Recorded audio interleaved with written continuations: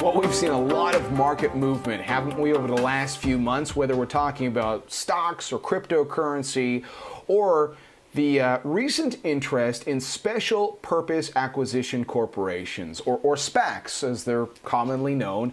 These are blank check businesses, and we have seen a whole bunch of them going public, particularly in the United States. 2020 was a record year for these kind of offerings, and that momentum is continuing into this year. In fact, we've seen more blank check companies go public in 2021 than the first 9 months of last year. And our next guest found the SPAC avenue to the public market so interesting that she decided to leave her job at the New York Stock Exchange to lead one. Betty Liu is the chairman and CEO of D&Z Media Acquisition, and she joins us now. Betty, nice to see you. Thanks very much for stopping by. John, great to be back with you. Yeah, that's right. We used to do our work together at Bloomberg. And by the way, I should clarify, you know, here in Canada, we call D&Z D&Z. But with that clarification out of the way, due to our pronunciations in this country, maybe you can give us the pronunciation or the language or this world of SPACs. What is it? Why has there been so much interest in it from where you sit?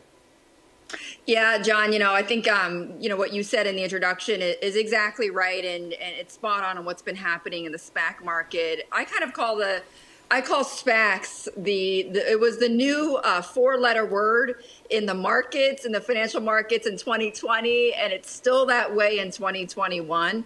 Look, I don't think that they're just a flash in a pan. I know there's a lot of debate around SPACs and how long, the pace is going to last and whether they're going to stay. And I think they're absolutely going to stay. I think it's, as you mentioned, it was such an intriguing investment vehicle. We were listing so many of them on the New York Stock Exchange that I looked deeper into, this new way of going public. And it was so compelling that I did decide to leave the New York Stock Exchange to launch our own SPAC. And there's a number of reasons why. I think that they are so compelling, and I think that they're here to stay. And I'll just give two really quickly. Is number one, I think it democratizes the IPO process, so it gives everyone a level playing field of getting into IPOs at $10, generally speaking, $10 a share. And number two, I think it offers, and it does offer investors, particularly retail investors, more transparency. So between the time that a SPAC lists to the time that from the time that they announce a business combination to the time that they close it, investors have several months to look through documents and research and filings to be able to get as much information as they can to see whether or not they want to invest in the future of this IPO, of this company. So it's more transparency and it's a more level playing field. And I think it's overall better for investors and lets everyone share in their success. So it almost sounds to me, you think about those small startups that get the seed money and the conversations they're having with the early investors. It almost seems like you get to be a fly in the wall of that process. And let's talk about the process that you're going through, because you and I know each other from your time at Bloomberg, but you started your own media company, which ultimately led you to the New York Stock Exchange. And now here you are, basically with a media company via a SPAC. What's the process been like for you? What did you sort of do to get to this stage, and what are you going to be doing in the months ahead? Yeah, John, it's a great question. So it's been certainly interesting starting a company from scratch, from the comforts of your own home during this pandemic.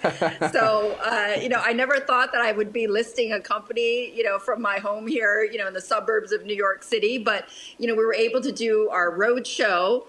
We were doing back-to-back Zooms all day for several days, but that was much better than the usual, as you know, grind of an IPO, which is you're on an airplane, you're eating terrible bagels and coffee, room after room, and, going into Ubers, back-to-back. So it was a much better quality of living in terms of launching this company. And I think that, look, I think elements of that are going to stay when it comes to, how do you bring a company to the public markets? I think we've all kind of awaken to this new way of working and new way of living. Now, in terms of D&Z Media, so I'm super excited about our space. We're focused on the news and knowledge sectors, and we define that as the intersection between media and education technology. Because after all, as you've seen with with the pandemic and with all of us going online, is that we're all seeking news, we're all seeking information.